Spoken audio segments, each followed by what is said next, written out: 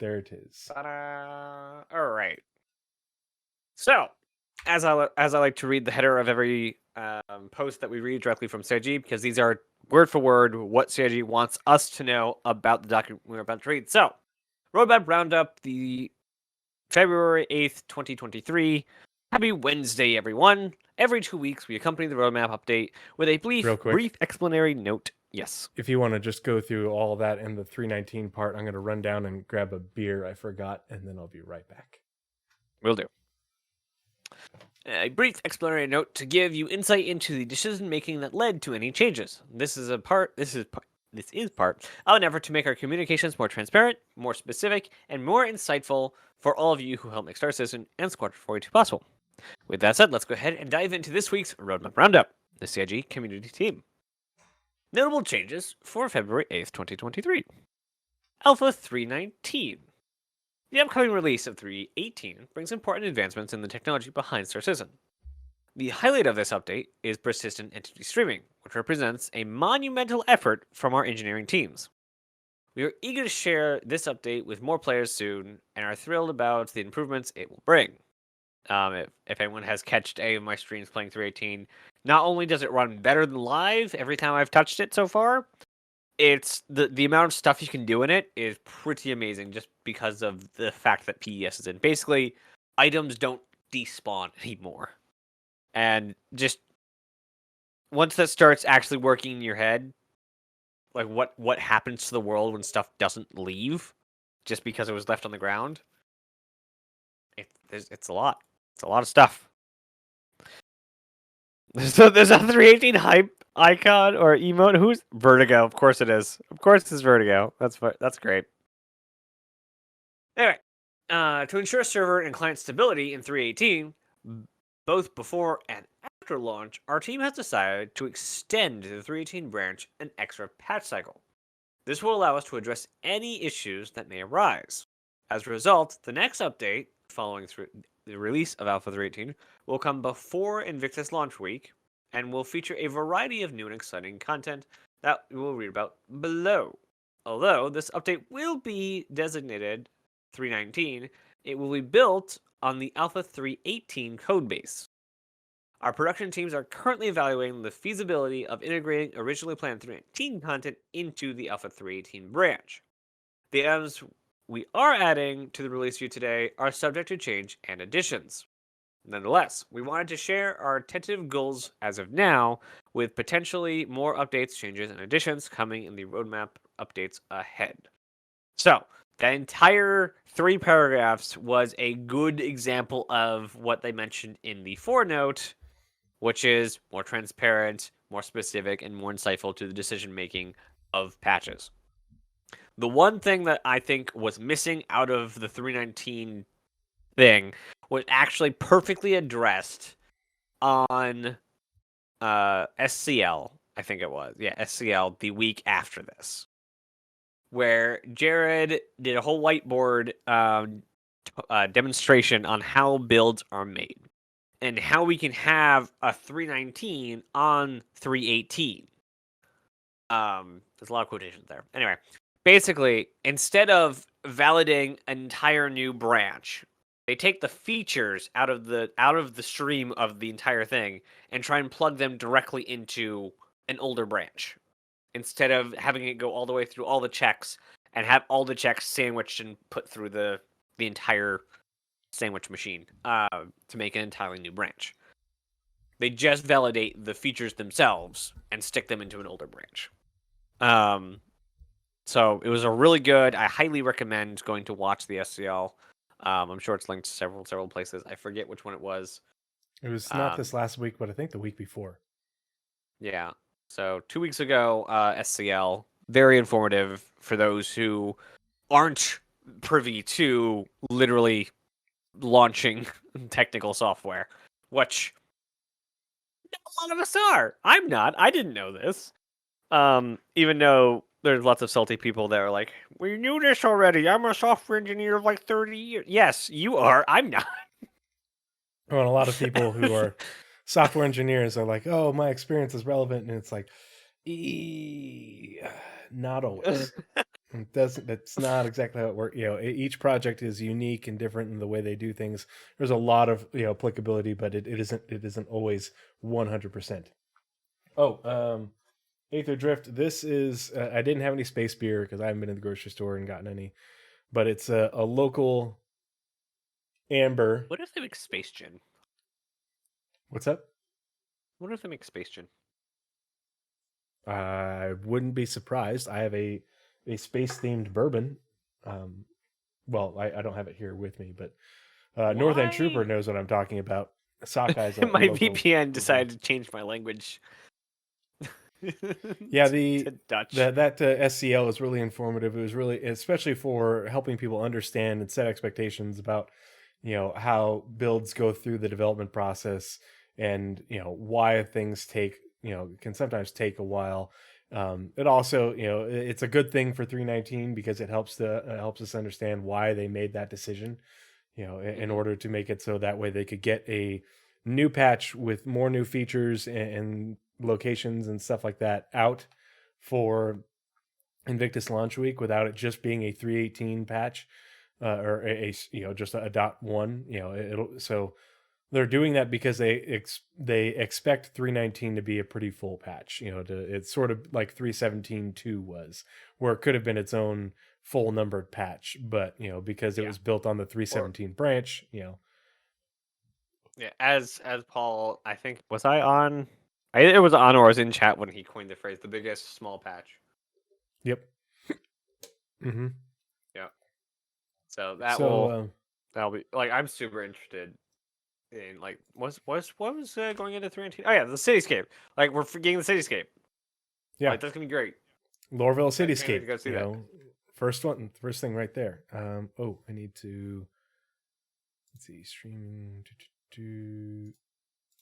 Open that tab over here. There you go. All right. So yeah, for the 319, for the first roadmap roundup on the 8th, they added the Lorville Cityscape. We all know what that is. They've been showing it off. They first showed it at CitizenCon, and then they just showed it off in ISC a couple weeks ago, right? Trying to keep track of when they were. Yeah, but, a couple weeks got an ago. update. Mm-hmm. We've been really busy these past few weeks. Days are kind of just blurring, so bear with us. Oh yeah, well, and so I'm not gonna mess with my camera, but I've got a brand new tower right there. I literally just lost my shit with Alienware and said, you know what, I'm done dealing with it. You guys are, I'm going to, build the new tower. And so basically, I ordered a new case, new motherboard, new power supply, and RAM. And yeah, I built it. And so I put those in the new tower, and then I took the drives, the GPU and the CPU out of my old tower to put it in this one. I've been building computers for ages, so it was just a matter of convenience when I bought the Alienware one, so I could get a 3090 and a 12900K. Yeah, Alienware has really fallen, and all the proprietary Dell stuff just drives me nuts. And that was what I was running into issues with. Is what happened is I took the Alienware tower, which came with their little all-in-one cooler on like a single 140 millimeter fan. Yeah, right. Like, that's gonna keep a 12900K cool. Pfft, okay, and between that and then 3090 with their stock fans, everything, it just got way too hot, especially running SC, which is super CPU heavy. And so I put in a 240 millimeter radiator, dual fan, from Cooler Tech, really nice one. And then I swapped out all the case fans for Noctuas, which are, way more, cubic feet per minute or whatever, volume moving through the case, way quieter. The only problem is the fan controller, on the Dell, proprietary motherboard didn't like the fans and the all-in-one cooler I had, and basically burned itself out. And not only did it burn itself out, gosh dang but it burnt itself and the neighboring RGB controller on the motherboard. So I had lighting zones on this fancy tower not working. And one day I noticed, I was like, wow, it's running really quiet. And Oh, it's running really quiet because the only fan that's spinning is the one stock fan that I left in there because it was an RGB fan. And I was like, well, that's not good.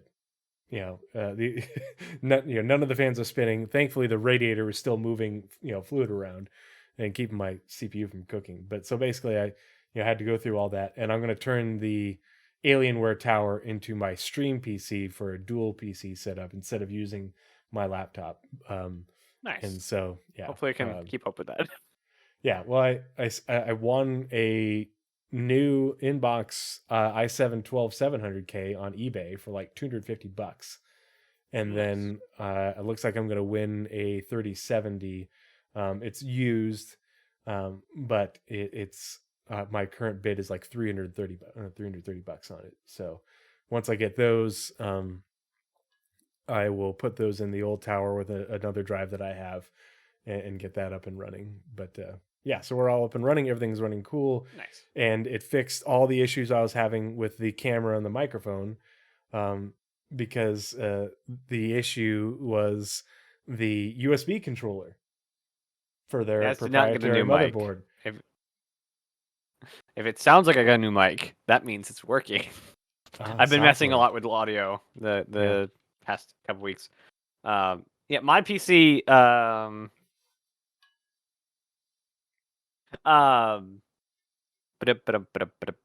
has not had like problems. I had to reinstall Windows and I lost a lot of data because of it. I thought I was prepared, but I apparently forgot to get stuff out of app data. I'll never buy a pre-built for gaming ever again. Maybe a laptop for work, for travel with, but oh god. Yeah. But this new motherboard is just, whoo, it's beautiful. I love it. But yeah, back to the all my problems are fixed, and thank goodness. And but yeah, back to the roadmap. New player experience. You were talking about this with Paul, and what was her name? No, don't ask me what her name is because now I forgot. Anyway, Captain Stable. It was just you guys were talking about new player experience. Yeah, it starts with an S. I remember that much. I am so. She'd never been on there before. Yeah, that was her first time being there. So it's interesting to me that they chose Area 18 and Bajani Point. Oh yeah, thank you, Ghost. Celine something. Yes. How dare you derail the conversation? Yes, because that never happens here. What? Naz, did you just die again?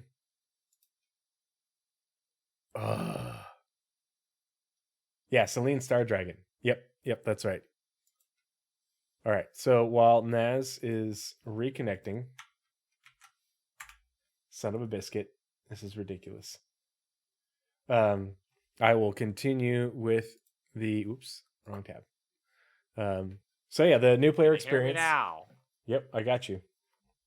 Okay, I shut my VPN off now. Hopefully it will be nice now. There we go. So yeah, new player experience. I'm working on the first 30 minutes, basically getting from your hab to, not only to the spaceport, but also to get from there up to the station, and do things at the station. Your first 30 minutes of gameplay, which is pretty exciting that they're working on it. I thought it was interesting that they chose Area 18 and Bajini just because I imagine, maybe like the in-city part of Area 18 isn't going to get changed a whole lot other than updated visuals. But the question is, will they be? I'm assuming they'll be able to retain that once they rebuild Arcor. Yeah. So assuming that it's in HUD tutorials, right? So go to this checkpoint. Like, let's say there's a marker inside the elevator and it says go to elevator and puts a little HUD icon and in the AR elevator. stuff. Yeah. Right. And then there'll be signs in the landing zone saying go this way. When they rebuild it, they have to reposition all those signs anyway. So if they're going to do this for every landing zone, that means if even the work they do on it would have had to be redone anyway, and for all the others. So it's not like they're going to waste a lot of effort on this. Mm-hmm. It's going to whether they do it now or whether they have to do the work to add it to the next one, they're still going to have to do the same amount of work. So I'm much like the sooner they could get this in, the better, because I don't know, logging in is it's quite difficult on its own.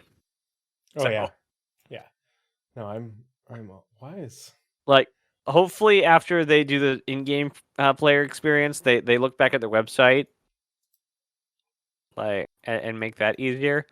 Like they need a warning when buying a ship on an account that does not have a game package, that the ship does not come with a game package.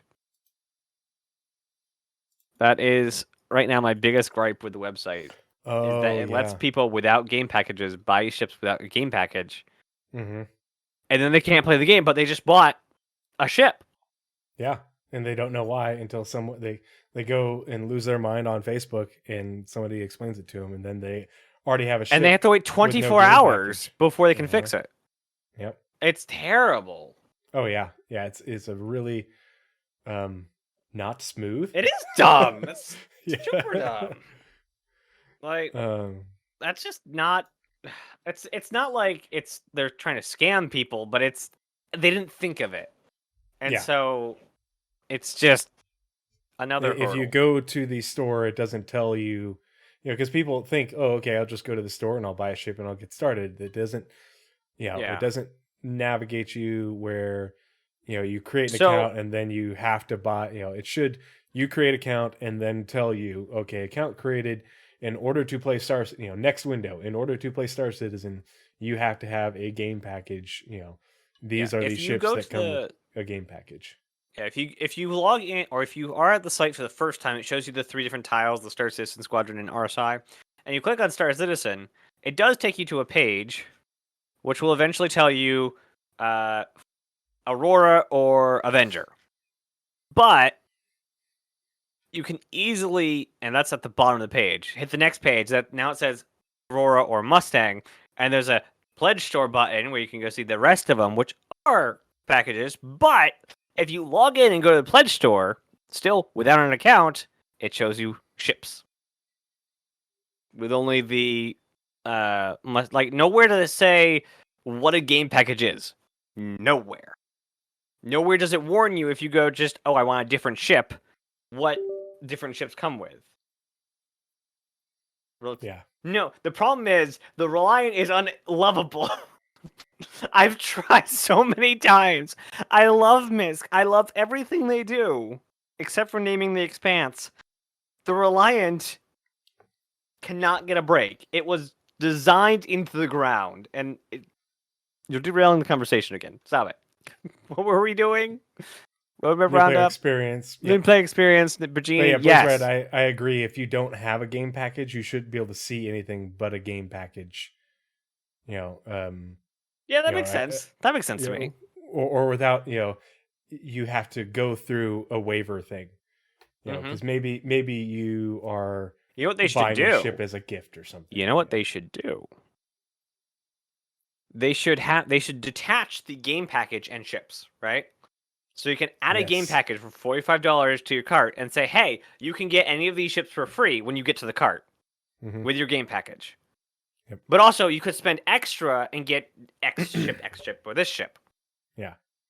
And so you could technically get in the game and figure out a way to keep a free ship. Like you'll have a token to redeem for a free ship that you can always spend.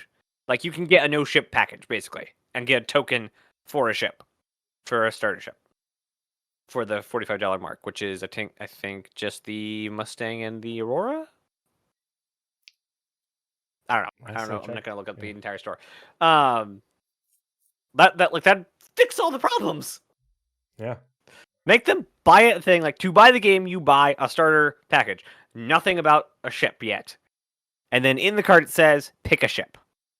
Detach the whole ship buying. Like, that's, again, one of the internet's biggest gripes with Star Citizen is you're buying NFT ship things. JPEGs, there we go, that's the words. Yeah. Yep, it's something they really need to work on, and I'm hoping as they continue to revamp the website, they'll address that. Mantis starter. But I'm looking forward to seeing what the new player experience looks like, because I have a separate 0 to Hero account, So I'll definitely be playing through it just because I want to experience it and see what things it has to offer. Sort of offer a critique. Going forward for new players. The next thing, the following two things are the new missions, both salvage contracts and the Ghost Hollow PvP mission.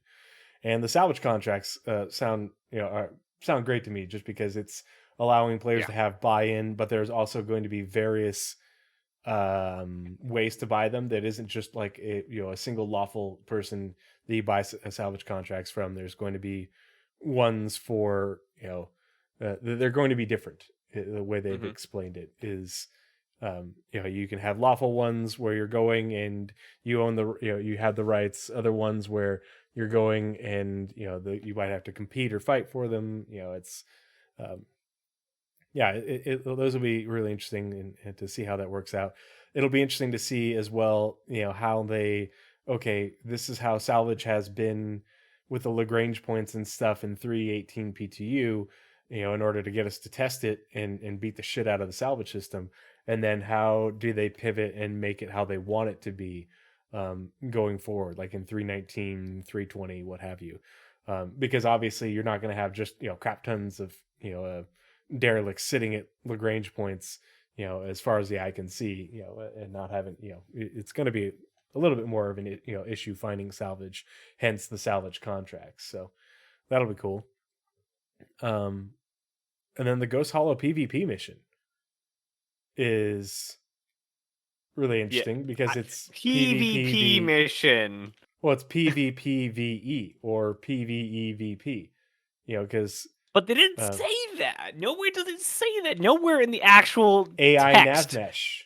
Yes, it says AI navmesh, but it doesn't say that players will interact with the AI anywhere in the actual verbiage in here.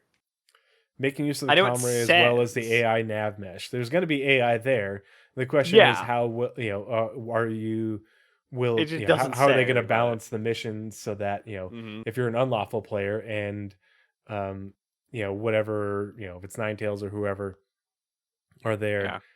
Did they say they were working on AI outside of underground bunkers, the ones we have now? Yeah. Isn't that a thing somewhere they said something about? I think so.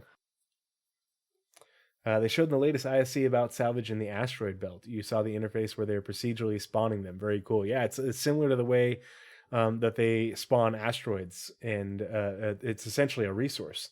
But they eventually will be they won't just spawn, by a calculation. They'll spawn based off of quantum, saying that based off of NPCs traveling through here and having interactions, probability will generate probability volumes that a ship had an accident, or a ship was engaged in combat and became a derelict, and needed to be salvaged.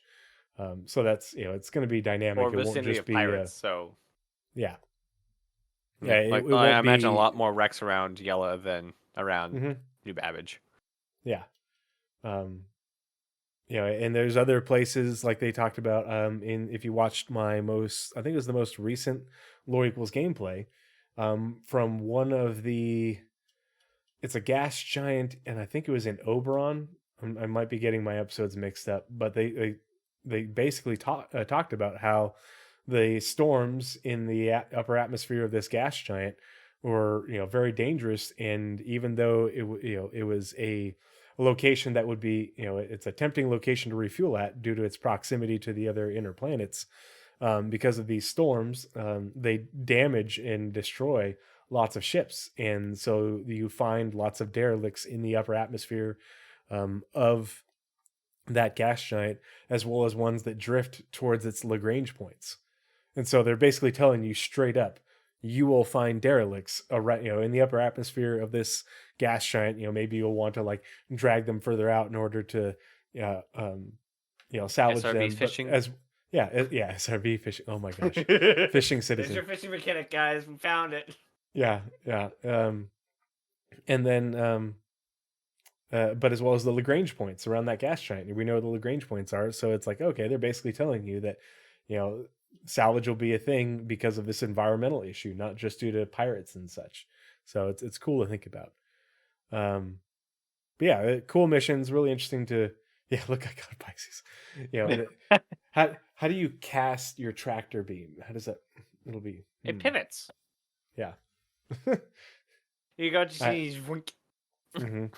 I'm imagining. Yeah, you need some sort of bait, or I'm just picturing that that commercial with the old guy and like the waiters and stuff, and he's like, "I got you $1. Almost got it. Almost got it. A little faster." Yeah.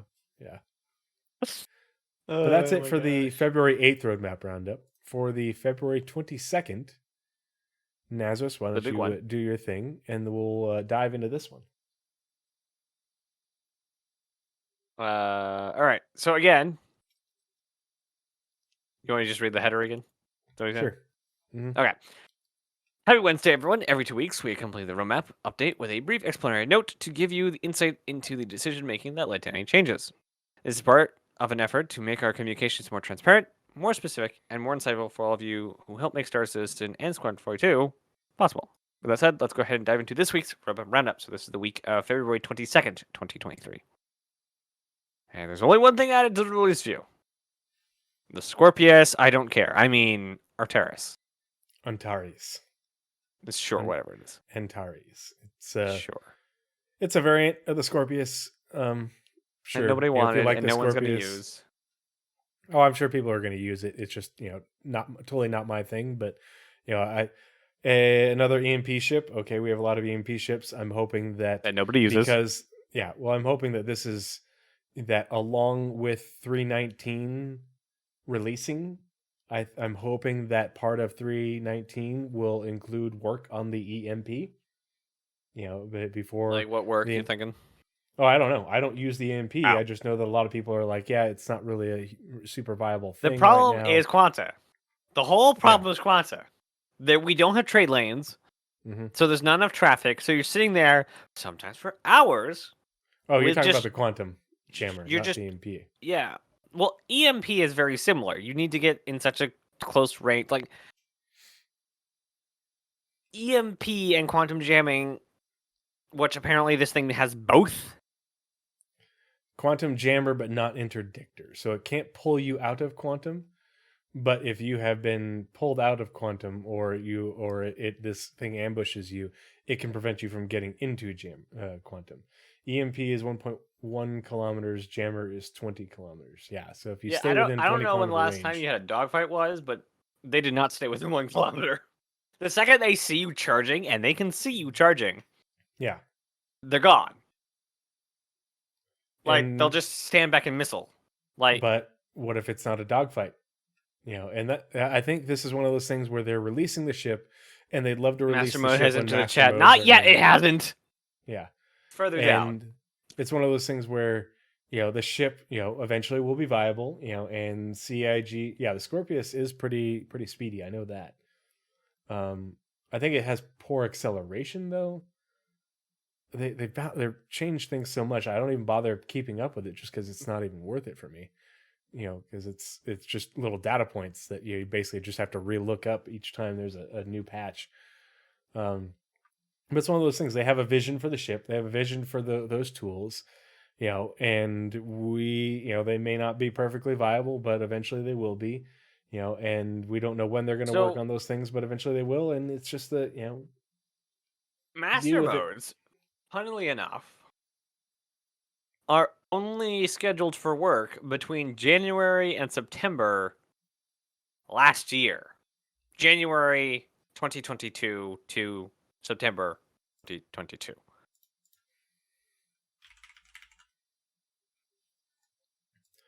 That's because those teams haven't been updated yet. Great. All right. Oh, yeah, because that was October, November. Okay, that makes sense. Mm-hmm. All right. Yeah, I remember someone asked that question, and Jake said these teams haven't been added yet because let's see. So the other thing that you always have to remember, for Squadron. Whoops. Upstream, downstream. I believe it's in Companion. Yep. So Companion, it was vehicle features and vehicle experience. Yeah. So there's vehicle feature team is upstream, and then vehicle experience was rolled into them. And so Was I it think really? this, yeah. Oh, okay. Yep. But I remember him saying in response to that question, they haven't, I think vehicle feature, it was upstream, and now because vehicle experience got rolled into them, now they're I think they're no, yeah, upstream. So I'm sorry. Mm. Um, No, upstream is the farther out one though.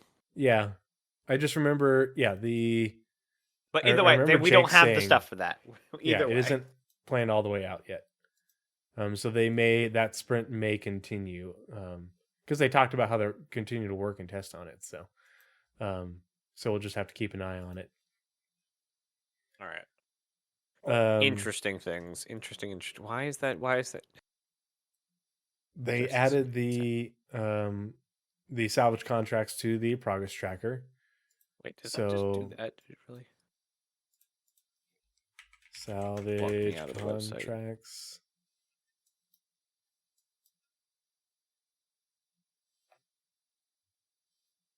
Mm, Why would you do that? Log me out. so new mission salvage contracts are on the release view for 319, but interestingly enough, 319 is supposed to release in here. Yeah. So apparently they're going to be adding them and adding more of them and continuing to work on them all the way out to, is for a while, because the roadmap goes out to here, and basically this just means that this sprint will continue to here and will probably continue into like Q4 of 2023. So they are planning on doing a lot of work on the salvage contracts missions, and apparently we're just going to get the first iteration of them with 319. Just one and then another and then another. Yeah, a few base ones. Very. This is simplistic. That's actually a really good example of these bars mean almost nothing. Don't live by them.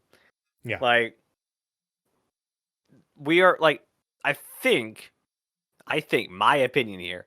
I think that we will be like we'll get one with 319. And because it's still the salvage contract sprint, the bar will keep going. And then when they're done, maybe the next patch will get one or two more. And the bar will keep going. As long as they're working on salvage contracts, they can extend that bar. Yeah. So as long as they're working on I think we'll get more than thing, one. I think we're just going to get a couple basic ones for, you have your lawful ones, your unlawful ones, and your sort of, in the middle ones that they talked about, the variants, but we're not going to get a lot of variation from them. And I don't think we're going to get like all, multiple mission givers and stuff. I think it's going to be pretty simplistic to start, just so they can get it in and start balancing. We know Clovis is getting them. Yeah. So, which is perfect person to start giving them. Yeah, the one thing we haven't learned is which one specifically we're getting out of the ones that they put out that they talked about in ISC or SCL, and the mission givers thing. So we know we are getting missions. We don't know how many, where, or what. But the Duster fashion. Yeah. Well, and it's so they're adding multiple outfit variants for the Stanton Gang, the Dusters, which means we're going to see them on the ground. And they specifically say Stanton Gang. So whether we see the Dusters in Pyro or not, if they specifically say Stanton, I think they're probably more of a Stanton Gang, not Pyro. So it'll be interesting because that means we're going to see different types of enemies on ground missions based off the outfits. Yeah, not just everyone having 9 tails. They're getting kind of old though. They added master modes, so I imagine master modes was an unannounced thing at first that it now became announced. But we have no way of. We'll have to. We would have to go into the ShinyTracker and see if one thing was removed and added.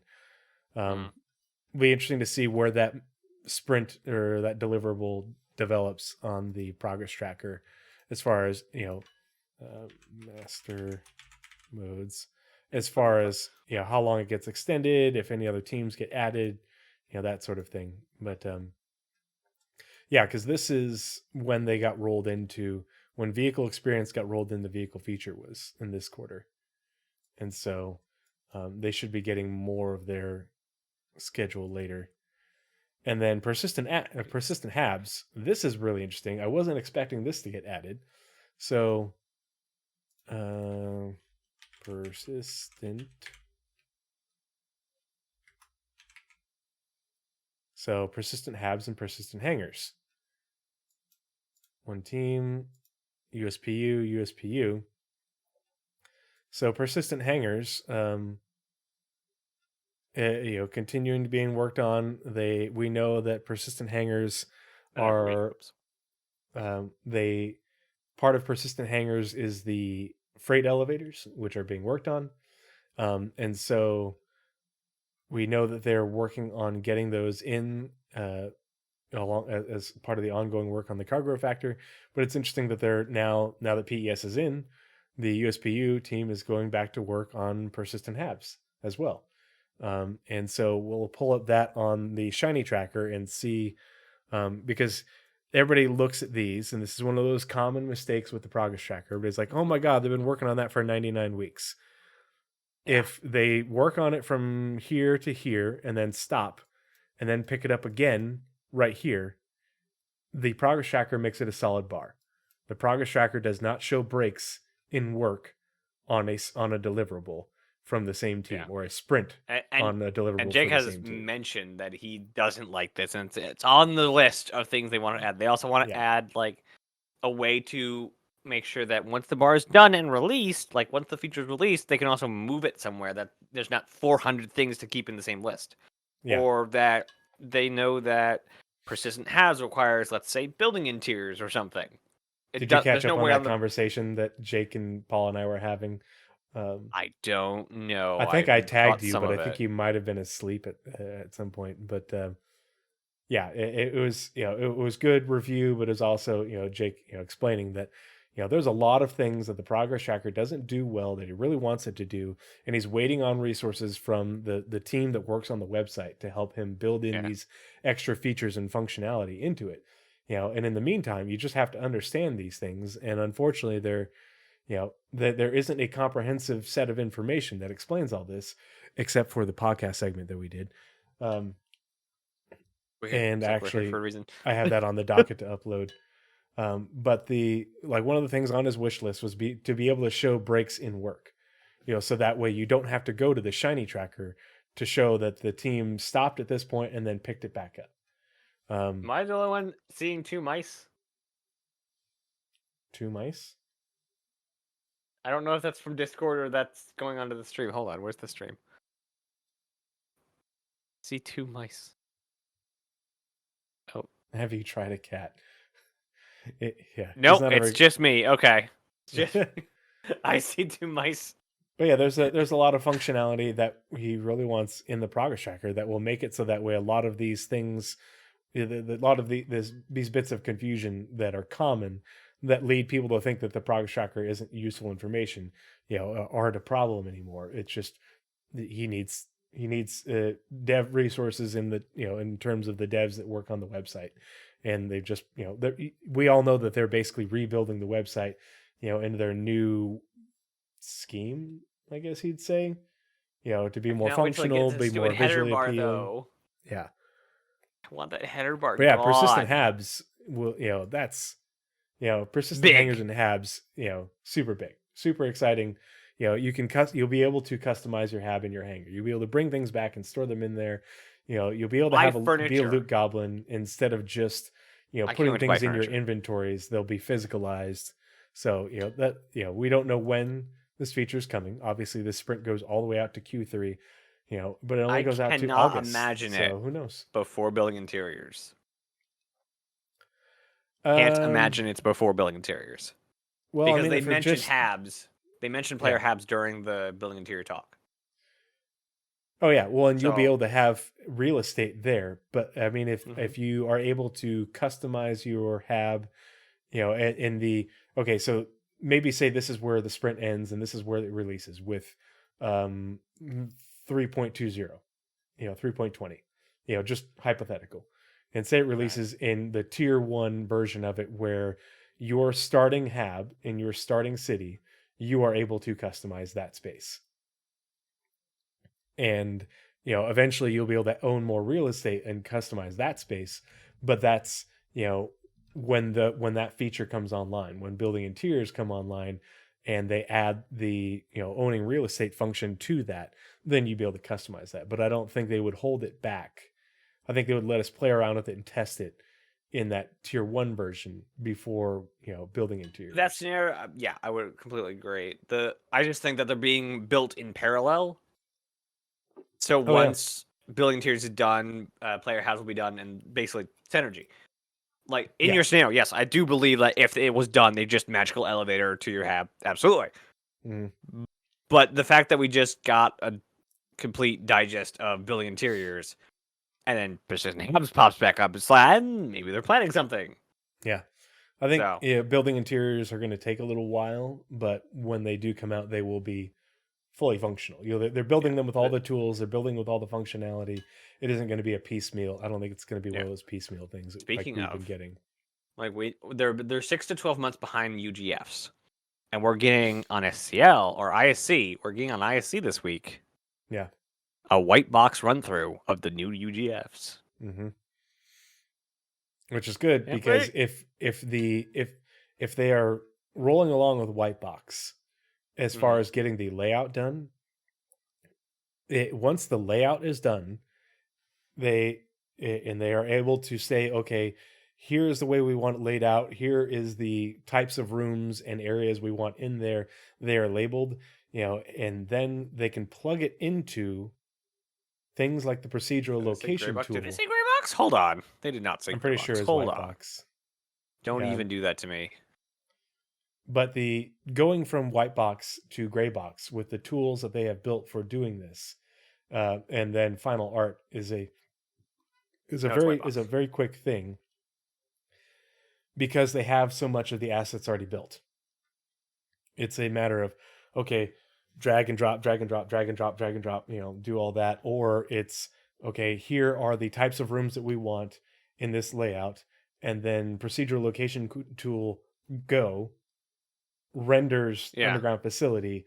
And then you do art, and design stuff for functionality.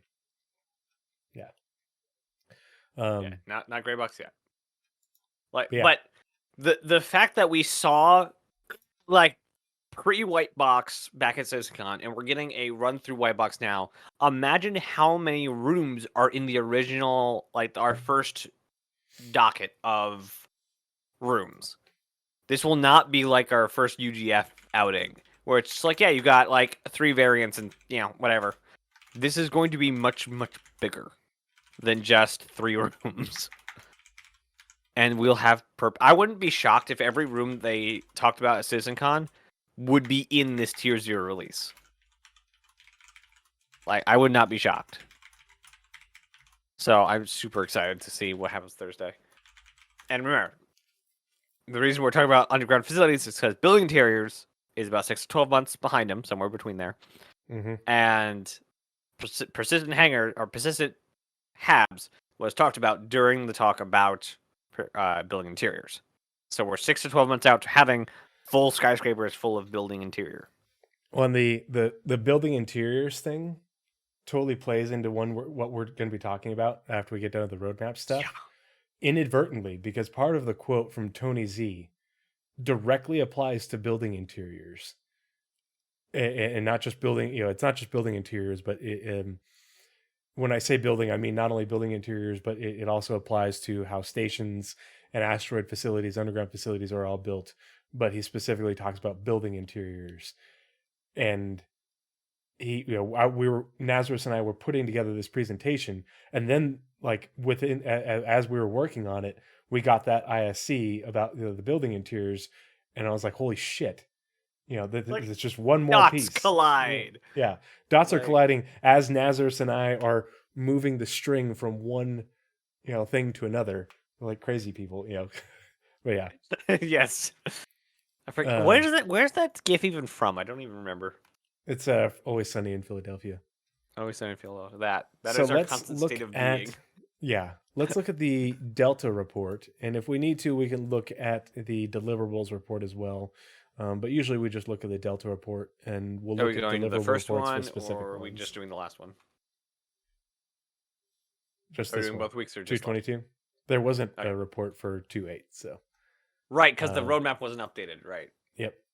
I remember, because I talked to So Shiny about that. I'm like, hey, when's this going to be updated? He's like, nothing changed.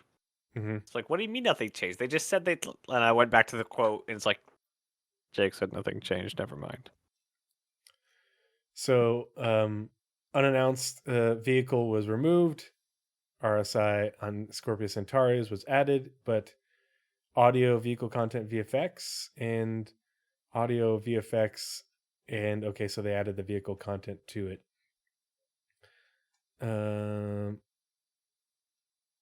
Oh, What? holy shit. What did I miss? Remember from like last summer that unannounced vehicle sprint that we were watching that was just VFX and audio, and we're like, what the heck could this be? That was the Scorpius, wasn't it? It was the Scorpio Centaurus. Dang it! Why? And then they Like, added the vehicle I'm content. not one to be down on CIG making their game because it's their game. They can develop it how they want. This is Burger King for developers. Anyway, the amount of violence I have. a vehicle content sprint on there, and it just wasn't on there. That's why it was so confusing. The amount of violence I have in my do not care about these stupid Arteris is so high. I am like it makes me angry. So here's the things that we just went over being added with the sprints. And then 72 deliverables updated. So we will go through the ones that I don't really care about these Squadron 42 chapters because they basically just get extended for the most part. Have you heard about the Antares? Redeemer. Yeah. The big one, achievement service. This is for Squadron 42. This is just all the little achievements and stuff. If you've ever seen those Is it memes, for Squadron? Yeah, Squadron 42 UI. It only has a Star Citizen badge. Oh. Aha! Huh. Interesting. Oh, and it's game services. So, Now, services this service is can responsible be in for the life cycle and management of game achievements. Interesting. So they just added UI. I figured to point that out. Like Squadron 42 UI is the biggest false name in the company right now because they work on literally anything that has UI in it. Yeah, well, and they say Squadron 42 UI, but they're working on all the UI. And right, like yeah, it is just the UI team. I don't know why it says SQ42 UI. It's all UI. UI tech. They're continuing to work on the AR and map marker system. You know, the problem is the Squadron UI 42 feature UI should just be UI feature. Yeah, UI tech and Squadron 42 UI feature, and I don't think there is a SC UI feature. No, there isn't. Yeah, so they just rename it to UI feature team. But they're both downstream teams, so we only get them one quarter at a time. So in April, when we get another update, we'll watch this sprint continue on. The question is, you know, I don't know where I put the window. The good thing is with these, you know, we get so much information on these in the monthly reports. That's a better way of keeping track of how far they are along. And so the progress that they've been reporting to us in the monthly reports for the AR and map marker system, the HUD system, the Mobi-Glass rework, and the Star Map rework is very promising and coming along very nicely. And I imagine we're going to be seeing that get shown off soon, the way they're talking about it. Artificial gravity, we know they showed that off at the CitizenCon, so we, you know, obviously we know they've been working on it. EUPU is working on it. System. Yeah, and it's you know, slow. It's one of those things they're continuing to work on and will eventually get implemented. What's the tier 1 we're getting of the resource system? Gravity, life support, CPU? No, there's more to it. Power management, coolant. Yeah, I forget. A lot. There's a lot coming when resource management's all tied up in a Mhm. nice feature bow. Yep. Fire suppression may be in it. There was a lot of fire suppression stuff being worked on. ATC service. They are so systemic services and tools. They are the people that are building Quantum. They are also building all these services that feed into Quantum in order to track NPCs, in order to basically make everything navigate around the verse.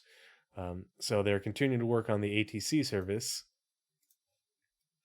in order for that to be implemented, because the logic for the air traffic controller or for air traffic control is handled separately on each DGS, each dedicated game server. As we move closer to the reality of server meshing, the logic for air traffic control needs to transition to a separate service. So it needs to be a backend service, so that way, if based off of server load, if a Baijini point gets partitioned off into a separate server as part of dynamic server meshing from say area 18, or sorry, ArcCore in area 18, then that way the air traffic control for Baijini point doesn't get all confused by getting separated from the two. It just makes it so that it's a separate service running all the air traffic control for all the points of air traffic control, and the dedicated game servers will simulate the information being fed to them by this service. Bombs. Weapon content team added more work for the A1. Yeah, for the A1. Smaller bombs. So, yeah, small bombs. Yeah. The size 5s, right? That's what it has. I really hope we do get them eventually deforming terrain and killing plants. Too. Yep, knocking over trees and like they can pretty easily get rid of the props in a certain area and regenerate the plants. I fully believe that is in their wheelhouse. Oh yeah. Bounty Hunter V2, which, as you know, Nazeris and I have kept a close eye on, because it's not it's not the gameplay that matters, it's what Bounty Hunter V2 represents. And this is just the Bounty Hunter V2 feature, the deliverable. But it's also dependent on all these various new backend tech. And we reported on this months ago. So somewhere in the backlog on Tree's YouTube is this one's updated. Deep dive. This one is, I think it was an October episode that we did, but we did a deep dive on Bounty Hunter V2. But it talks about the backend tech, and these are these services not only allow for Bounty Hunter V2, but they allow for NPC populations in general, and to behave more alive. Yeah. And just so we can cover the next ones pretty quickly, you want to look up chapter and scroll down those on the roadmap? Yeah, so there's a lot got work, but a lot didn't get work. Just look up chapter.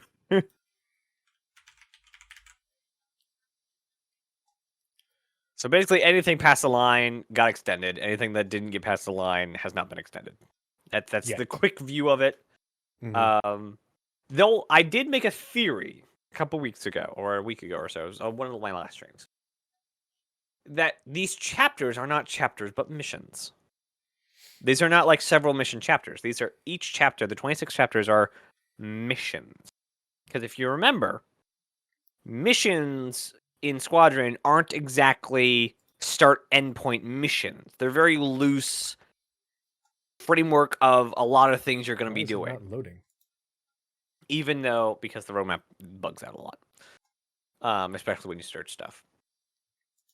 So I'm thinking that these chapters are these large ideas of missions, and so with a lot of the chapters not having a lot of these teams could mean that the work on the previous chapter is being used in this chapter. So let's say the vertical slice that we saw, you start in the Stanton in Odin next to Shubin. Well, if mission 2 or chapter 2 is also on the Stanton next to Shubin in Odin, then they don't need to make Odin, the Stanton, and Archon. I forget what I was just saying earlier. Anyway, so you don't need all those teams working the same amount. Like, there's no levels to make. There's no XYZ to build, which could explain why a lot of the teams have not touched some of these chapters. Also, they could have their work later on in the stream of time. Both of these could be true.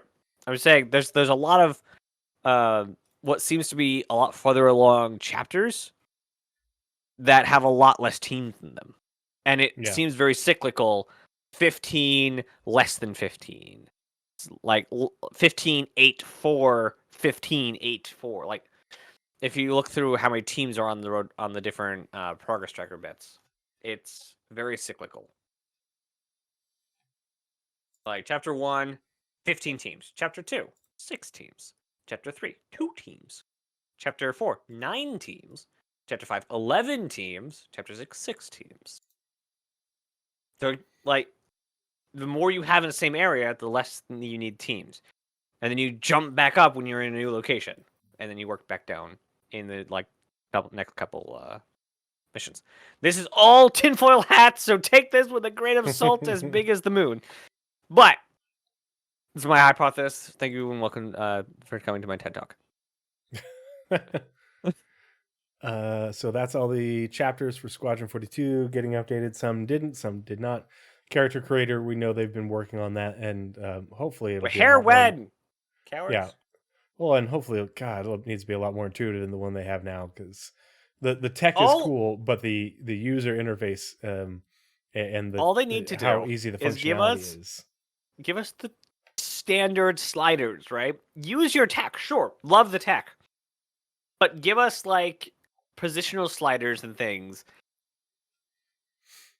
Instead of, I have to find a nose that's slightly off to the side and then blend so the nose moves, or so the ears are a bit bigger or a bit lower. Like, just give us sliders and have the back end system do the blending.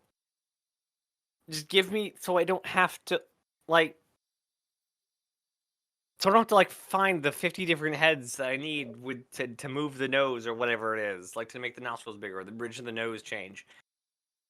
Instead of having to scroll through like 50,000 heads to find one that has a specific facial feature, just give us the tools to actually just build the facial feature. I need an in-game tinfoil hat. Yes, that would be so cool. Like the character creator, it's a really good concept, but in practice, it has a lot of flaws. Like, usability is the biggest one. Next episode, Nazeris, you have been voluntold to make a tinfoil hat, and that is going to be your silly hat for the episode. For when Got it. Blizzrad says silly hat. Okay. Inevitably. Got it. Mm-hmm. Yeah, I need this nose. Oh, jeez. What I do now? Uh-huh. All right, so I need this nose 4th generation removed. Yeah, that's what it's like using the current character tool. Mm-hmm.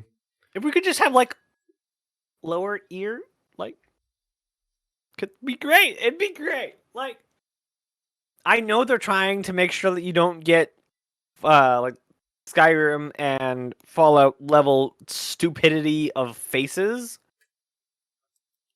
But there's got to be a better way than not giving us actual customization. Yeah. Dynamic events. It looks like the mission feature team was reallocated to other things, like the missions we talked about from the Roadmap Roundups, versus away from the dynamic events. Entity Properties plugin. What is that? I want to read it. Improving entity property handling to easily adjust properties for multiple entities at the same time, decreasing iteration time for designers. This is a major upgrade to the old way of handling the entity properties, which was pretty limited and hard to extend.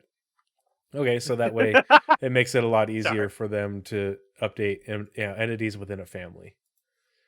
FPS devices. This one is interesting. Finally awake. The weapon content team added 2 more weeks of work. They haven't been working on they have been working on that since the end of September. So hopefully they are back to work on FPS devices, the deployables and such, so that we will see those soon. I was really looking forward to getting the trip mines, like throwable explosives, breaching charges, breaching tools, that sort of thing. Freight I want elevators. deployable shields. I want deployable shields so bad. Like, the amount of times that I could have been saved, but like, oh gosh, throw your own shield, duck. Instead of just like, oh gosh, and get shot. And remember the way back FPS demo that they did with the deployable shields and everything. Yeah. Yep. What company was that? What was the name of them? Not Fire Sprite. It was not Insomniac. What was it? It was not Ilphonic. It was Fire Sprite 2 generations removed. Yeah. Dang it. That's gonna be a thing. Was it Ilphonic? Ilphonic. Yep. That's what it was. Those jerks. Systemic services and tools working on freight elevators. If this team is working on freight elevators, they are tying this into Quanta, into the economy. So that way, if you are moving something from the back end from Quanta to your hangar, via the freight elevator, it's not just you moving things from your inventory. It's moving things that are, delivered via freight elevator to you as part of how all that works. So yeah, that's and it also has to touch Quanta because you're buying it from Quanta, basically. Frontier clothing. I'm hoping they will show this off soon. I'm really looking forward to seeing more of the things that they have. They get that whole Firefly vibe going on. Everything Star Citizen several generations removed. Oof, size large. Yeah, no joke. At least 2 now. Like, when they started developing it, what graphics card were they aiming at? Was it the 9 or was it the 10? Oh gosh, I don't know. Because we're on the 40 series now.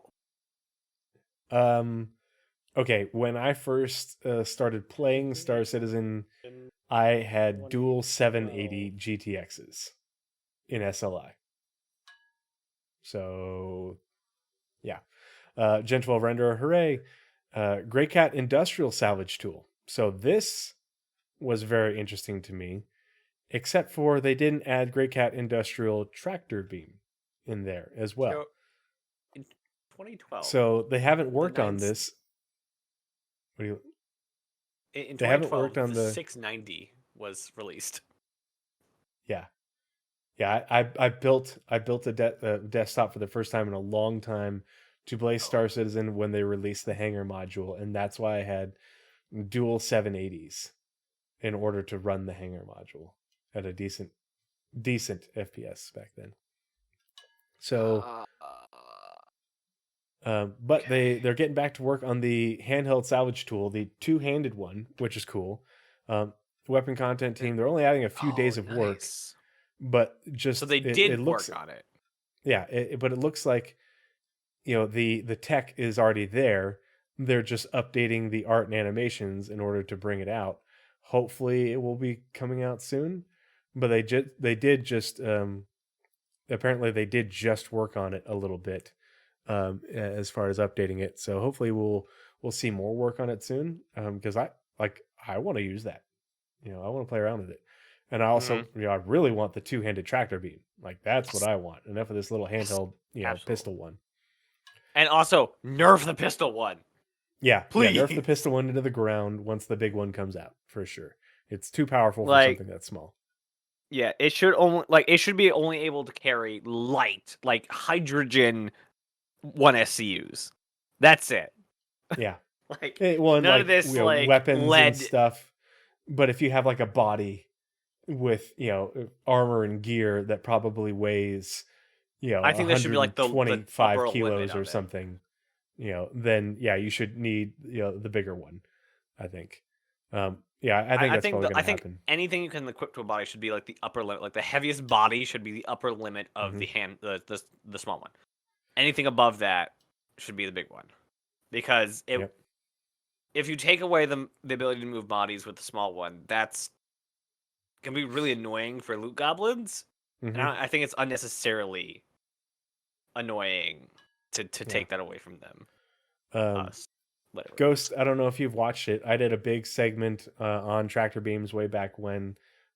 It's up on my channel now. But what I'm really looking forward to is seeing with vehicle tractor beams is how they differentiate between the is it Gray Cat that makes the ones that are on the like the SRV and the 315P? Because we now have two different types of vehicle tractor beams. We have the sort of standard ones that we've known about for a while, which I'm pretty sure were Gray Cat. But now MISC makes tractor beams, their own proprietary tractor beams for their own ships, like the Hull C. It's the ones that you've seen in the concept art for the Hull C are the same ones that you see on the concept art for the Expanse. And they're MISC manufactured tractor beams using Xeon tech.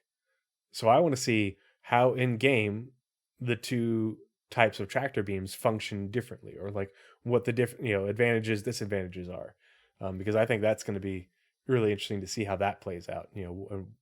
Why would you use one over the other? Hacking Tier 0 got a little bit more work from Squadron 42 UI. We know this is a Squadron 42 feature, so they haven't worked on it since November. They added a little bit more work.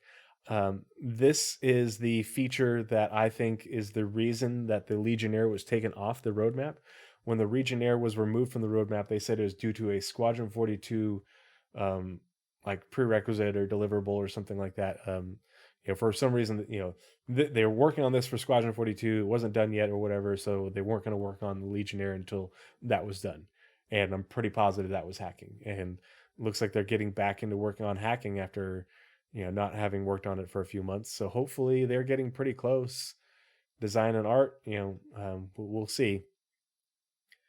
The Hex tool, and this is a dev thing, it's not for us, but Hex tools feature set to enable player relations and developers to view and manipulate real-time data from all the microservices in the mesh. So it's this is what will allow them to see all the data from all the services that they are building in the mesh that connect to. When people think of server meshing, they think of just the dedicated game servers meshed together in order to form the game universe. And it's not just the game servers.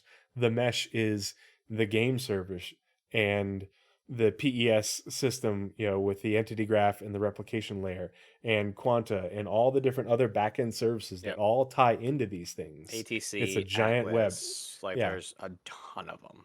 Mm-hmm. Like I said, all the microservices. And this will also allow player relations to go in and fix like if you report a player for, let's say, teleporting and whatnot, they can go in and say, that player is teleporting because we can see the data because of Hex. Or exactly, there's a money thing. We can see that, his thing, he didn't complete a mission, but his money jumped. Kind of thing. This is what Hex basically opens up the data that's being generated by all these microsystems to the player relations team and says, here's everyone's profile and here's all the stats we have on them. So whether you need something fixed on your account or somebody's been reported for something, they can go in and they can see it and then take the necessary actions for it. So really good feature right there, especially because it's being built not just for the game, but also all the microservices of the entire mesh. So will be a great tool, not only for player relations, but also for other developers, like, the team that has to figure out if you die while a server is transferring authority, what happens? They're going to need to know that kind of thing. Mm-hmm. Aether Drift says, are you going to talk about how in meshing together they were discussing whether they should make interspace separate from the DGS? So I thought that part was interesting, and it's I don't want to talk anything about the ISC on server meshing until the rest of the series is done. Exactly, and that's when they get done with it. I think Nazeris and I will do like a full-on recap. Yes, I think we should. because separating it out makes it draws out the information over a long period, and so collating it into something concise is going to be important. But I think what they were talking about is the separating the problem of transitioning from server to server within a system mesh versus transitioning from one system mesh to another system mesh. So that way, they can deliver Pyro without having multiple servers simulating Pyro, but it's still server meshing in that you have a server simulating Stanton, server simulating Pyro, and you are transitioning from one to the other in a similar but different manner than you would transition from the server handling Microtech to the server handling Hurston. But it doesn't it means that they are separating the two problems. They'll work on one and then work on they'll be working on them in tandem, but they want to make sure that if they can get Pyro out in Q4 or Q3 or whatever, in one way, and then get full on static server meshing out in like the next patch, something like that. That's the way I understood it. So, but we'll see, because that wasn't exactly super clear. But nothing was super clear in that episode. That's why I don't want to talk about it until we have all the information. But it's like there was a lot said without nothing being said. Yeah, I was going to bring that up though, because on that note, they do have an engineering dev. Oh, but he's graphics team. Never mind. But yeah, so graphics team adding a bunch more work to jump points. So they are ramping up production on jump points in order to get them all polished and ready to go in advance of something soon. Life Support Tier 0, we talked about that. Gameplay features working on it. Lockable containers as part of hacking gameplay. So EUPU gameplay feature team is working on lockable containers with design and engineering devs. So not exclusively hacking, but does tie directly into hacking. Yep. Because you can have a combination lock that you have to is technically a locked container, and you have to go find the code somewhere, like they did in the Pyro demo. But lockable containers will add the ability for designers to lock entities with either physical or electronic locks, which can be opened with a key, or forced open via cutting, destroying, or hacking the lock. Speaking of cutting, eventually we'll be able to hack it, but cutting tier 2? Yeah, that's not one of the things that was updated. Lorville Cityscape we know all about. Map and radar system rework. There's a lot more of these we've been missing up. So Squadron 42 UI team, obviously they added a bunch more work to that. End date was extended from mid-February out to mid-March, but there's a whole lot of people working on a whole lot of things for the map and radar system. So hopefully soon, which TM, includes the FPS stuff. Mm-hmm. Yeah, like, but you gotta read the monthly reports to really understand where they are with it, because they're doing polish work. They're working on aesthetics. It's they're adding a few, but like the base functionality is all in, and they're adding features and polishing them and testing them. Like the work is well underway. Jake has seen it working a while ago. Mm-hmm. Like, and it's this isn't like, oh, this is Star Map Tier 2. No, this is a complete throw out, shut down, rebuild of the entire map system. Yeah. That's why this map system is able to transfer from space to ground. Oh. It is going to be a very polished, maybe not bug-free, I doubt it, because it's Star Citizen. Yeah. But a very polished, a very nice looking, because it's built for Squadron first. It's gotta look good. And a very feature-rich map system. Yeah. And I cannot wait to see the way they've been describing the work for the map and radar rework is very much the same vein in the way they've been describing the Mobiglass rework and the MFD rework. All these things are progressing in parallel, and the way they're describing how far along they are in the work is very similar. So these teams are really busting their asses to get these things out, because they need to get them out for Squadron 42 as part of testing, making sure everything works right. It's not just for the PU, but they're underneath the gun for Squadron 42, so they have to get these things done. Yeah, more poutine. Yeah. Whole C audio team, 2 devs, 9 tasks, added 2 months of work. but it's audio, it's downstream, but they only it only goes out to March. So we will see if that gets extended. If it's not in 319, I'll eat a steak. I don't know. It's like I've been saying it for a while now. The whole C, I don't think it's going to come in until we not only have vehicle tractor beams, but also have quantum economy. I don't think we're going to be getting the whole C with buying thousands of SCU of something at a time and selling on margin. I don't think they're going to introduce it until it has the intended functionality of you moving cargo under contract in bulk. And we just don't know when that is because they haven't been talking about it.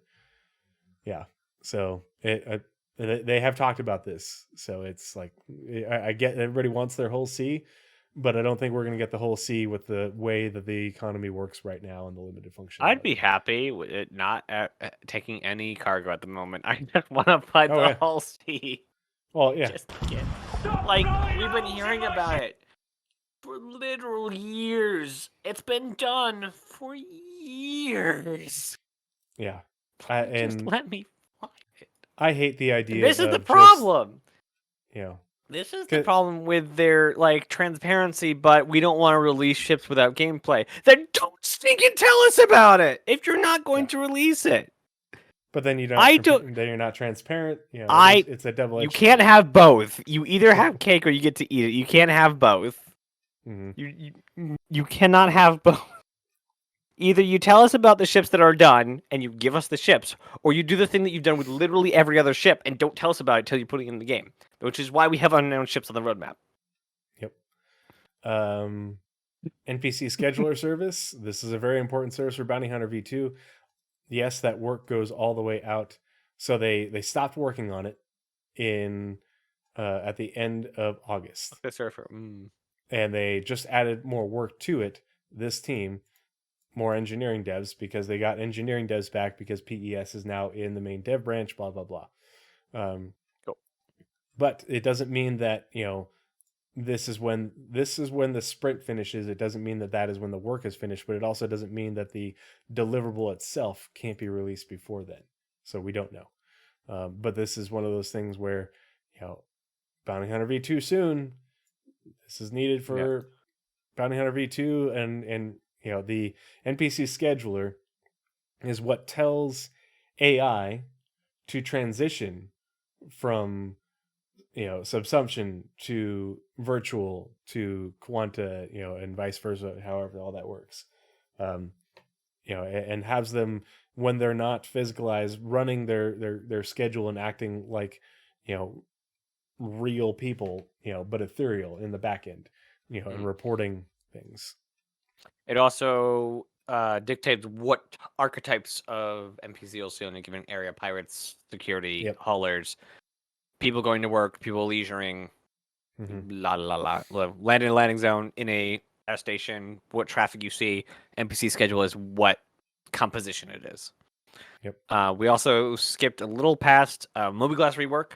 That also got a little extended. Oh yeah, I just mentioned that in January. With the MFD and all that. So okay, okay, a little more work, but still, it's a Squadron thing. So they're working on it for Squadron. We'll see it after it's done for Squadron. Then they'll hand it over to the PU teams. We know the Origin X1 is in production. Hooray! Persistent Habs. We already talked about that. End date extended because they stopped working on it way back in November of 2021. And they now it's getting these teams added and working out to end of August. Evening Access, how you doing? Obviously PES and server meshing, that sprint's just going to keep on going until we have full dynamic version 2. Can you imagine the day it stops? Yeah, it's perfect. It's physical damage and breakability. So this got its work extended with the physics team. They're continuing to work on this. So this is a big feature though. And they have shown this off in little bits and pieces here and there, but this is where you have like the deformation of things based off of real-time physics calculations. So, making use of the physics engine to create a system that looks and behaves realistically when large objects, such as ships, are damaged by weaponry or colliding with other ships. So, no more just things damage, break off. It's, you know, bending and twisting and, creating holes and all that. Um, it's it's going to be a really cool system once it's in. Yeah. Was this like we saw physical damage way back with Mhm. the Gladius demo of physical damage where they wrote RSI on it with the Gatlin. Did it get like additional feature to become physical damage and breakability? Like, did they? Is this an iCache scenario where they're like, yeah, we want physical damage. There's your physical damage.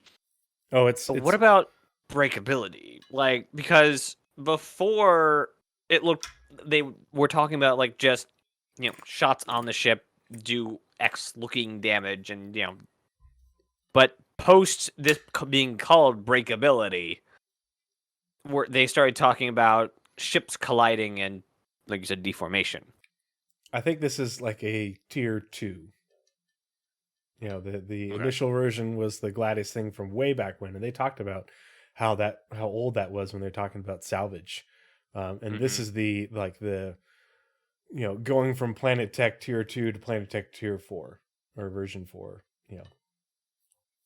Because the way they've described it in the past, it's a huge step forward in the way the damage system works, both visually but how it all calculates it out.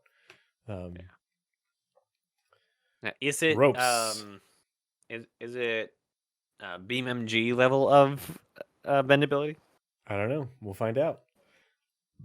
Because there's been little clips here and there of things bending and breaking and creating holes and all that, making dents. I don't remember any of these clips. I don't know. Old. Space Tomato did a good video on it a while back. Play interaction experience. We know what that is. They're working on all that stuff. First 30 minutes. Yeah, first 30 minutes. Well, it's not just the first 30 minutes, but it's basically making it, how we interact with the game is getting a big revamp and update. Quantum simulation, again, one of those things that's going to keep on getting worked on for a while, but they added another engineering dev. They've got a design dev with some tasks. The design dev with tasks is interesting because along with the engineering devs working on things to tie it all into the game and make it work, design makes me think that they are working on how it's designed as far as balancing and adding things and letting the simulation play out and seeing how it works out and tweaking it, all that. Quantum travel experience, thank God they're working on that. I hate quantum travel how it is right now. It's so janky and but again, UI team going ham on all the things to make all these things when flying your ship around and even when you're on foot, just be that much more functional and appealing. RSI links, yes. Audio was assigned. Downstream team. So I think we're getting the links at Invictus. I think so too. I think it's probably a thing. I don't know if that was said, but I think that's where we're getting it. Also, we have no images of the links. Mm-hmm. But the fact they have downstream added already, that's it's good. Resource management end date extended from June, end of June to end of September. Again, they're continuing to work on it. They're going to be working on this for a while, but the EU gameplay feature team, is basically picking up a lot of the workload from the vehicle content team. It looks like, because it says vehicle content US freed up 46 days of work, but gameplay feature team added 112 days of work, 2 engineering and 3 design devs. So, we will see how this shapes up. I imagine we're going to get more updates on it and how it looks. Polaris extended the EU vehicle content sprint, and now they added more art devs. So they are ramping up production on the Polaris. Instead of 4, it's now 7. Salvage vehicle munching. Start date was corrected from 10 to the beginning of, from October to the beginning of January. End date is moved closer. So they're going to work on this for a few months. We'll see how much longer they work on it. How big of a priority it is.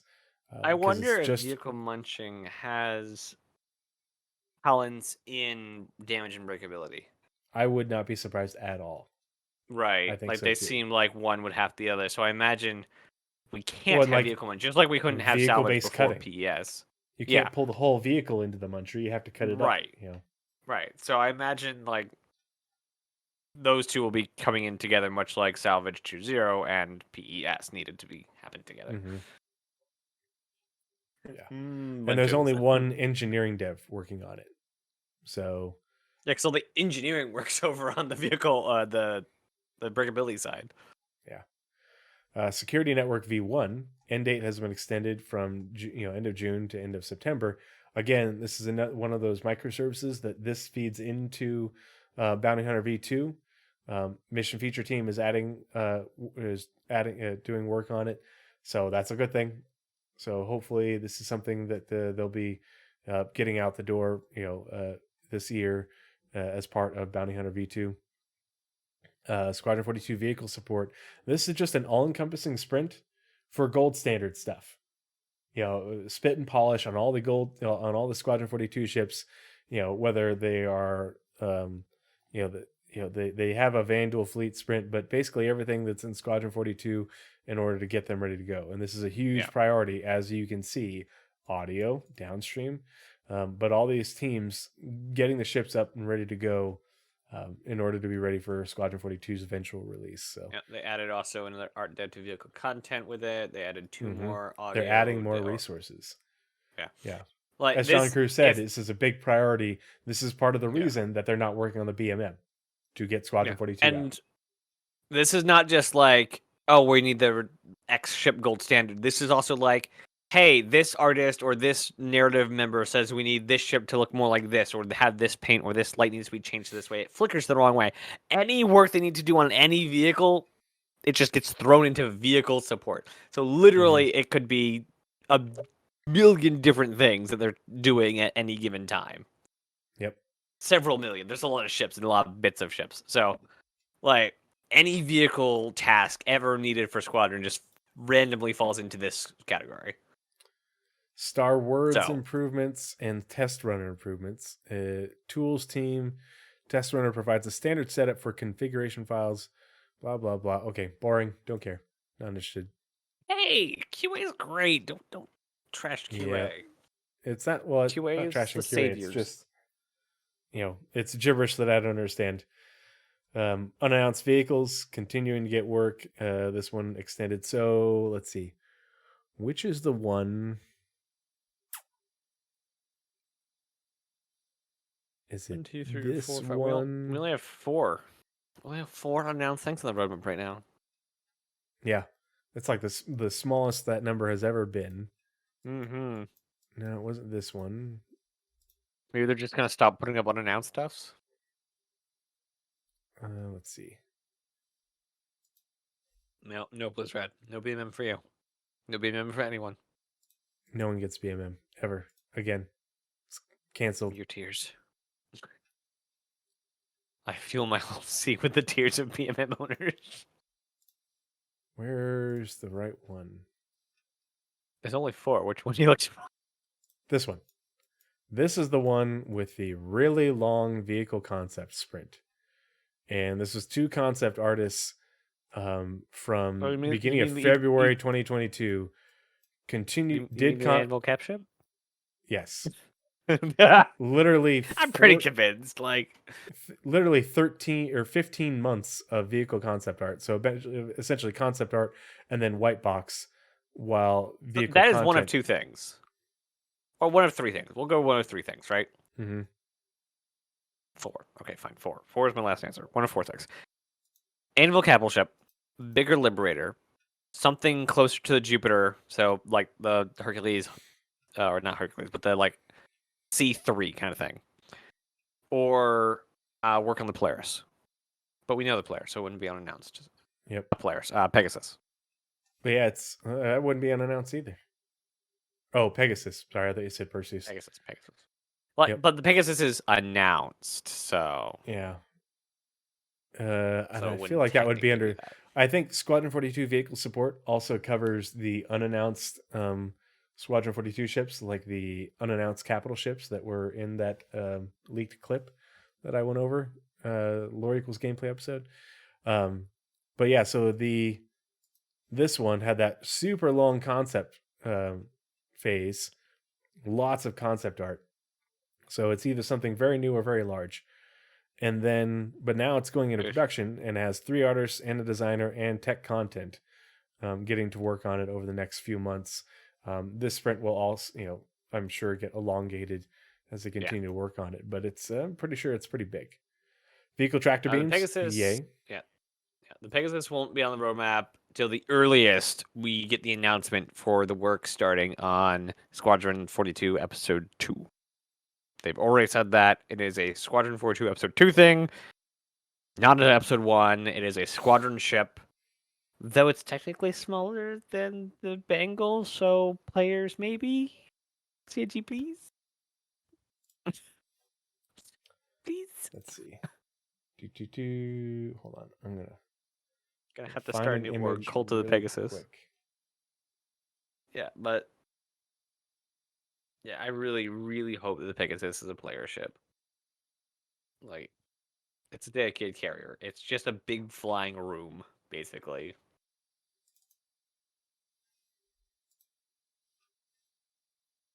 Which is none of those. Just saying. This could be the new Pegasus. We don't know. It looks horrible. I didn't make it. Looks like I'm somebody just chewed saying. up a Bengal and spit it back out. Like, This is obviously a carrier. It has a flight deck, doesn't make it a carrier. Has a flight deck. There's obviously a hangar underneath here. But that, like, I did a whole episode about all the lore surrounding why these ships exist in this way. Because they're I will built never off concede. Of the Pegasus in the way that we know it doesn't exist anymore. I will never concede. We got the Bengal looking exactly like a Bengal. I want my Pegasus. The Pegasus isn't going to look unique. Hey, Max Skinny, welcome. Glad to have you. First time chat. But let's see. So vehicle tractor beams, yay. Again, this is one of those things where it's like, how long are they going to be working on this for? They just added more work to it, so hopefully soon. Yeah, I know a lot of people like the old white box. A lot of people like the old white box for a lot of ships. I hated it. They also said that's stuff for Squadron 1. They said Pegasus will not be in Squadron 1. That stuff is for Squadron 1. So if it's in Squadron 1, it's not the Pegasus. I win. I don't know. They said that ages ago. But that's the reason they wouldn't change it. They knew it was beyond the scope of the first game. They're not going to rescope to include the Pegasus. I don't know. If they rescope, it's in farther, not out farther. That looked like a very obvious escort carrier, and I don't see RSI having multiple escort carriers. The Pegasus as it was does not look like design language from RSI as RSI is now, and the lore is very clear about how RSI designs ships and how the other capital ships by RSI are designed, came essentially after the Bengal, and it's a modular design. It's just, it sucks. I hated the old one, but that's just because the old one looked old. It didn't look like it fit in the Star Citizen universe that we have now. It didn't fit in with RSI as it is now, but that's just me. Anyway, virtual AI service. Again, very much needed for not only Quantum, but for Bounty Hunter V2. Adding a lot of work to that. So hopefully, that's something we'll see this year. It's hard to know. I'm hoping that we'll get an SCL talking about it or an ISC, update, something. Volt Fresno. If that's a Pegasus. That's one of the Volt weapons, and weapon misfire. Yes, and all the we're- Volt weapons are now done, and we Yeah. haven't had the first one in game. Yeah, and we have 0 of them. When do I get to zap people? Like, everything that I know of is done for them. So, Mm-hmm. because we got the electricity damage back when the taser thing came out, Yeah. the pistol and the rifle. I don't know. Why are all the Volt guns done and we not have them? I don't get it. I just Well, and they keep on working on this one, and they keep on dragging out this sprint on the SMG, and it's like, okay, is this like the prototype one that they're building it But for? if you just look up Volt, if you just Oh yeah, no, I've backspace seen the other Fresnel out of ones. it, like they're all done. Yeah, well, and they've shown them in engine doing things and zapping people, and people go zap and then drop. So I don't know what else needed to be done or why we don't have them, other than maybe they're just holding on to it until bounty hunting and incapacitating people is more of a thing. I'm just guessing, just throwing shit out there and seeing if it sticks. Anyway, that's it for the roadmap roundups and the ShinyTracker reports. If you have not used ShinyTracker, I highly encourage you to use ShinyTracker. Nazeris and I pour over this all the time. And if you have only took any, us 2 hours. yeah, well, it was a lot of updates, and there's going to be more. But if you have questions about this, hit up Nazari. We will help you out. It's just one of those things that requires some time and effort, but once you get it figured out, it makes a lot more sense. It helps to make sense of the roadmap updates and the changes to the progress tracker. It's just another data point that's really valuable. But let's go ahead and close that group, and then